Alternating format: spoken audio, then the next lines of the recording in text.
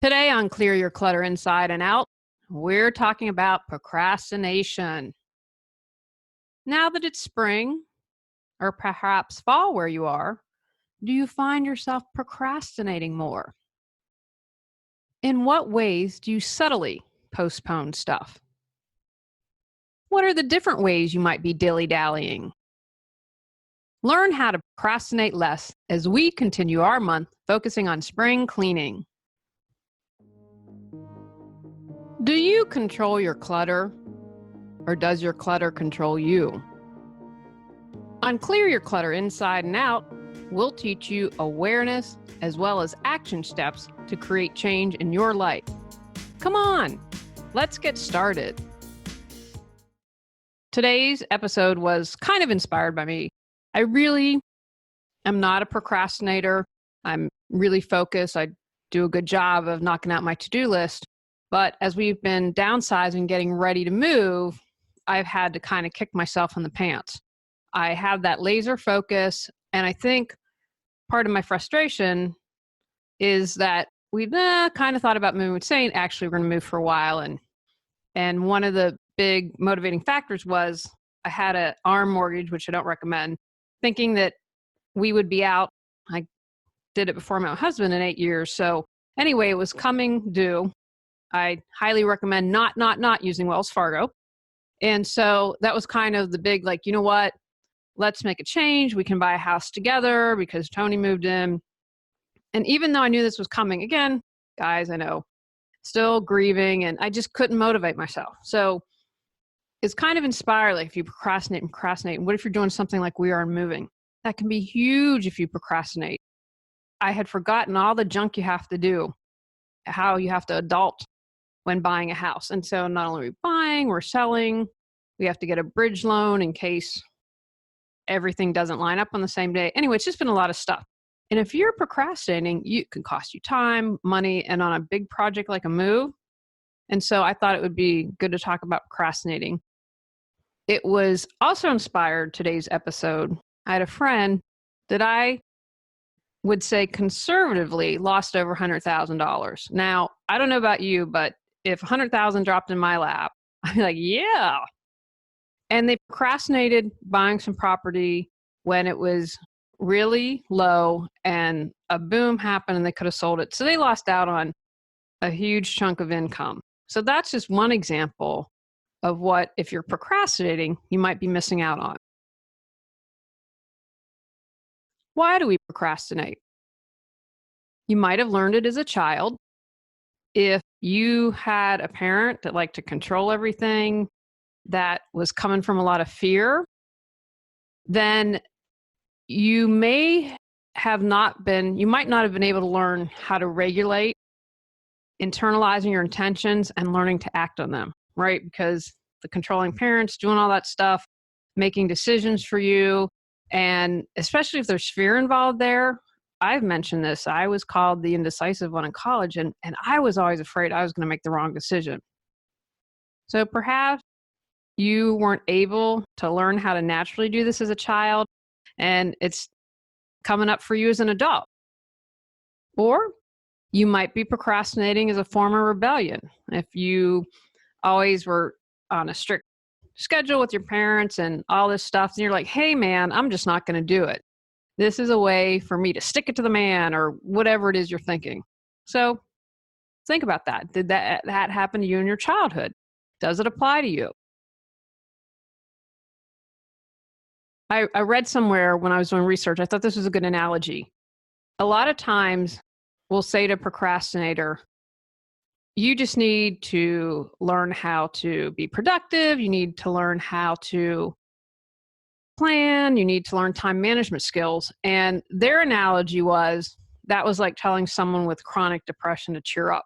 So I'd encourage you to have that mind shift, especially if you're listening like, oh my gosh, someone I love procrastinates. So as it is with chronic depression, it's not just something you can say, hey, learn this skill and it'll change. Now, again, I have to add my caveat of even if you had this happen as a child and you procrastinate, don't allow that to be an excuse to keep you stuck there. We can figure out what's going on and change it, don't allow it to make you a victim of life and to continue to procrastinate. I mentioned fear a moment ago. Maybe you have a fear of failure. And procrastinating, if you think about it, is a way to regulate the fear, right? Like kind of managing anxiety. You can completely understand why someone would procrastinate if that was the reason. There are also people out there, they're probably bungee jumping. I'm definitely not one of these people. They're thrill seekers, right? When they wait till the last minute and stay up all night and get the paper done. I had a friend in college who did that. And this is like our senior year. I'm like, I'll keep you up and we'll, go have pancakes in the morning. And I totally fell asleep in her bed. I couldn't help keep her up. And I was really awful at that. But there are people who thrive on that adrenaline. And so they want that euphoric rush. It also could be fear of success. I know that might sound crazy, like, what? But in both cases of fear of success or failure, you're overly concerned about what others think. And what's key here is people who you would rather, if you procrastinate because of fear of success or failure, you'd rather have people think you lack effort than ability, right? Because, oh, he's lazy. She's lazy. That's a write-off instead of, wow, she didn't have the skill set. Oh, he wasn't smart enough, right? Which of those are going to be easier for you to take? Another part of procrastination from who used to be an indecisive one is an inability to make a decision, right? However, another aspect of that is then you don't have to take responsibility. Oh, I procrastinated. And then if it doesn't get done, we can blame someone else. Then I can step back and not have to take any blame. Some people procrastinate because they simply don't know where to begin. I get that. If you've got a lot of clutter in your house, the thought, where would you start? I'm just finishing up finally these books, guys. I'm telling you, I've been editing till the cows come home. And that's one of the things that I had mentioned. You're overwhelmed. Where do you start? You might also procrastinate because you're kind of like, meh, is it really important? Meh, not really important. So you know what? I'm just not going to do it. You might even lack motivation. And if you do, then you really think about if you lack the motivation or don't see it's important, then can you hand it off? Can you see if your priorities need to change? And that's when you have to do a little bit of digging, say, okay, what needs to change here so that I can become motivated, or that if it's something like getting a mortgage lined up that's important, that you focus on it. Something else that might be happening is you aren't in the present moment, right? And you might be in the future, right? And your goals and your tasks are out there. And days and weeks and months add up quickly when you put it off, right? Because you're like, oh, whatever, it's in the future. I don't have to worry about it now. So if you find yourself doing that,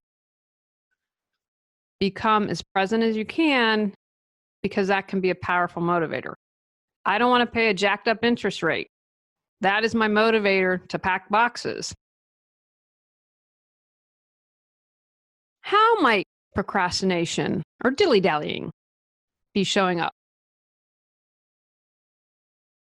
It might be a coping mechanism, right? I mentioned a moment ago that it is a way to cope with fear of failing, but it also might be a way that you're coping with anxiety.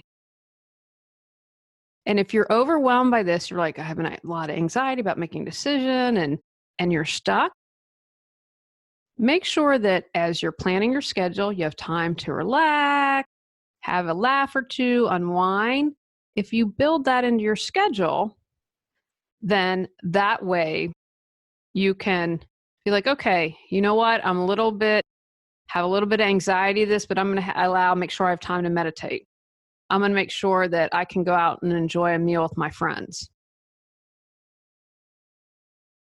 Procrastination might be showing up. You're like, oh, I want to go hang out with my friends, or I want to go horseback riding or do something fun and adventurous. That's a time I was was responding to someone on social media, you just got to do it. Just do it. That's where discipline comes in. So if you find yourself kind of that FOMO, fear of missing out, let that go. You have to trust that you're not missing out on anything. Another thing, you think you might have plenty of time, right? If the deadline is way off in the future. One of the things, I didn't put a future deadline for the books. Now, it's been a huge learning curve. It's going to be over a year. And the books that are about to come out and will be out by the time this airs had a lot of complications. My uncle gave me this really cool idea. No one else was doing it in journal prompts. And it not only was an amazing idea, it made sense if you're dealing with clutter, right? Well, this wasn't just something to easily put together. So it had to be format. I had to deal with the designer. Anyway, it was a lot of extra work. And I didn't put myself the pressure of having that deadline way out there. What I did is task weekly. Like, okay, I'm going to get done what I can get done. And if I just keep my nose to the grindstone, then I'm going to be okay. Now, it was still, I had enough flexibility that I had it out there. Okay, like I had wanted to get it done in December because of all these things that happened. And, you know, I had to get it formatted. There are things I didn't have control over. I needed support and I couldn't control other people's schedule. So I'm going to encourage you to set your own deadlines like I did with weekly tasks. Okay, these are the things that need to be done. Okay, someone else can't fit in their schedule, then I'll bump it back a week. But I was always on top and had deadlines that were close. It wasn't this ambiguous date out there a year that it wouldn't get done. And so one thing that happens, if you have this really long deadline, then people, if you procrastinate, you're like, why would you be motivated to start? And this is again, like maybe we do it with schoolwork. My friend who waited till the last minute to stay up all night and write an essay that gets me stressed out even thinking about it.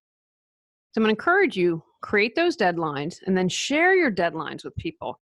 Hey, Sue, I'm working on this book. Will you be my accountability partner and let me know, check in with me. How am I doing on dates? Because that's going to help keep you accountable. Now, if you're a perfectionist, right? You're a perfectionist, you're fear of failing, then you might get just stuck. Well, if it can't be done perfectly, because guys, there's never going to be any right time for most things. We can say, oh, all these things have to be in place. There are lots of things out of your control. So I'm going to encourage you to work on being less of a perfectionist. I know I did a podcast, Little Miss Perfect. Check that out if that tends to be you. And begin by breathing and trusting and believing in yourself. And I want you to write down, when was the last time you did something and it was awesome? It turned out just fine, even though you're like, it's got to be perfect. And maybe you had to turn it in. And guess what? You lived. It was okay. To write out a list of all those times that happened, to remind yourself, okay, it doesn't need to be perfect. I just need to get started. Overwhelmed by clutter? Feel stuck? Would you like to feel energized and excited? Are you not sure what direction to go? Julie Coraccio offers lifestyle coaching to people from all walks of life who know something needs to change, but they aren't sure where to start. Visit reawakenyourbrilliance.com to learn how Julie can support you with life coaching. How to stop procrastinating. I gave a couple of tips before, but here are some other general tips. Find a way. How can you connect with your future self? Okay, Julie, I have got to do all this mortgage paperwork.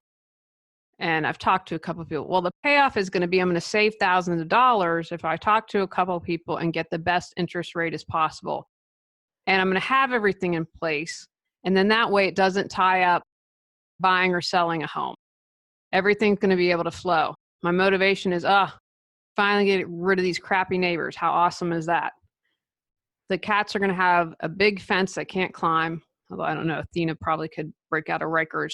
So those are just a couple of motivations that I have. So I'm connecting with that future self she's going to be happy. She's going to be on the porch watching the cats run around in the backyard.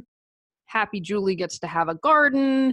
Happy Julie has nice neighbors. Happy Julie has a ranch. So Tony and Julie don't have to walk up steps. Happy and Julie is downsized, less stuff to deal with. So find out whatever it is to your future self. Oh, if I exercise, if I don't put off exercising, I'm going to lose 10 pounds and look awesome at my high school reunion. Find a way to connect. And now don't get caught up in there. We don't want to stay there, but like, okay, I'm a huge fan of visualization. 5 minutes. Seeing myself happy and relaxed with the lemonade. I don't drink sweet tea. I'm probably the only person in the South that doesn't, but a nice glass of lemonade in the backyard.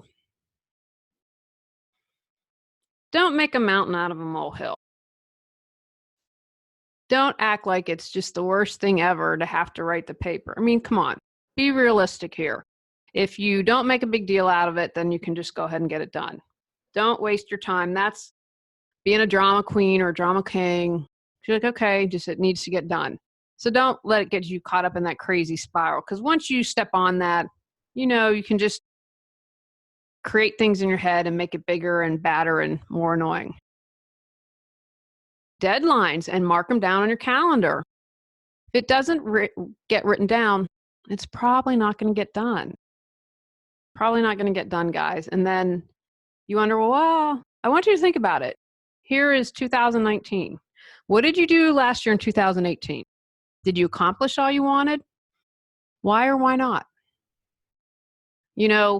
It's already, I'm going to be like, what? It's December already? And I believe the older you get, definitely time flies more. But you can go weeks and years. I've worked with people. No judgment here, guys. You need love and you need compassion, and write down a deadline on the calendar. What's your why? I mentioned that a moment ago, kind of connecting with the future self. So what are the benefits? The benefits of downsizing are a smaller mortgage, smaller taxes, less stuff to keep up with. Find out your why. Why am I motivated? I'm motivated to be out of the city. I can be out in the country a little more. It's going to be more peaceful. There's going to be less traffic. Find out your why and concentrate on the benefits that you can see. That can sometimes light a fire for you. Build in extra time for projects. I always say this to my clients. One of the things that drives me nuts is that you have these shows that are 48 minutes, usually, right? An hour-long shows, 48 minutes with commercials. And a house has magically disappeared. I haven't seen the Marie Kondo. I haven't read her book. I think it's awesome that she helps. I saw her on Stephen Colbert the other night. And I love her energy. I think she has great energy. But haven't read her book, but it doesn't work. Her system doesn't work for everyone. And, and I have to tell you that that's frustrating. And it's not a slam against her. It would be like Martha Stewart. Martha Stewart isn't a realistic standard for a lot of people. And so there's this pie in the sky thing that's just not realistic as a living life. And unless you have a staff of people, you can probably accomplish it. So when you're doing a project, again, because you see this 48 minutes and this whole house is transformed, it's not reality. So build in extra time. If you think it's going to take you 2 weeks, plan a month. Think it's going to take you a month, plan 3 months. And if you get done early, fantastic. Have something to motivate you. Like you get your nails done, go get a massage, have a nice meal. And then don't forget to break it down into manageable steps. If I were to sit down and say, I'm going to write a book, dang, whoa. I had to take each little thing and a manageable step. And the smaller, the better, because the more likely you're going to do it. I'm looking down here at my to-do list as I record. It makes it a lot easier. Instead of being like, I have to come up with a podcast for the year. Okay, let's look at January. And then, okay, what's the first step? I'm going to come up with an idea. Second step, then I'm going to write a draft. Do some research. Third step, do a draft, an actual written draft. Then do some editing and let it sit. Do some polishing. Then record it. Then break out the MP3. Then tag it, then upload it to Libsyn, then upload it to YouTube, then put it on your website. So when I break down all those tasks, it's not like, oh my gosh, I've got to create a podcast for the year. Recognize your excuses. So what is it? You're afraid. You are afraid you won't succeed. You will succeed. What are your fears? And start to have a conversation. Fear, what's going on here? Let's have a conversation. Have a deep breath, focus, close your eyes. See if you can have a conversation with your fear. What is it telling you? I found in life and in the healing process, there are layers to everything. I never knew that until I was just interviewing on another podcast the other day, and kindred spirit, it was amazing. And something had happened that I share on the podcast, and I was like, oh, here's another layer that needs to be healed. I didn't know that I needed some more healing. And so having a dialogue, understanding that there are layers, get to know your excuses. Oh, I'm really procrastinating because I'm afraid that my boyfriend won't approve if I do this. Well, if my boyfriend doesn't approve, does that mean he won't love me? And do that, take it down. And a lot of times when we dialogue with our fear or concerns, they aren't as big as we make them out to be. So I'm going to encourage you to get in the habit of that. And so recognize your fears, and then your excuses. Oh, you know what? I have to go to the gym today, but the bills need to pay. What are those? Be aware. Like, okay, now that I'm aware, I could get an accountability partner, I can take action, and I can start. Maybe you need a coach. Maybe you want to tackle the concerns and talk with a therapist. Maybe you need someone who has that strong skill set and hire them and to help you and to teach you skills. Or get an accountability partner. Have someone that's going to say, okay, Julie, come on now, we need to get to the gym. You committed to a healthier you this year. Let's go. Let's get your butt in gear. Don't forget to treat yourself along the way. Okay, if I get a complete draft of the book done, I'm going to go to Goodberries, which is a little frozen custard place here in Raleigh. Try to be healthy as much as you can. But you know what? Life is meant to be enjoyed. Just if you're having a decadent dessert, eat it, enjoy it, embrace it. Don't feel the guilt. But set up ways to treat yourself along the way. Okay, if I make it through the week and do X, Y, and Z, then I'm going to go to a movie that night. Give yourself little carrots along the way. I think there's an app, I don't know if it's still out there, called Stick and Carrot or Carrot. I think it's just called Carrot, but it's like that, putting those carrots out there to keep you moving forward. Stay present. Let go of the past. I don't care if you procrastinated your whole life. That's in the past. I want you to bring it to the present moment and tell yourself you can do it. You're going to take action. You're going to find an accountability partner. You have the ability to do it. So many times we sell ourselves short. I know you've got this. And release the perfectionist. Again, one step at a time. The more you do that, the easier it'll become. Remember, you are perfectly perfect. I have a little social media placard that I share that says that because I think it's so important. You're perfect the way you are. And true perfectionism it's not real. It's like the unicorn. It just doesn't exist out there. So don't hold yourself to impossible standards and dig deeper and figure out what's the perfectionism really about. Take actions from today's podcast. Reflect on why you procrastinate. Recognize where in your life you're putting things off. Create a plan to stop stalling. Reward yourself along the way of your task or project. On next month's episode, we're talking about distractions. Go out, clear your clutter to create the life you choose, deserve, and desire. When you clear your clutter, you can share your gifts with the world.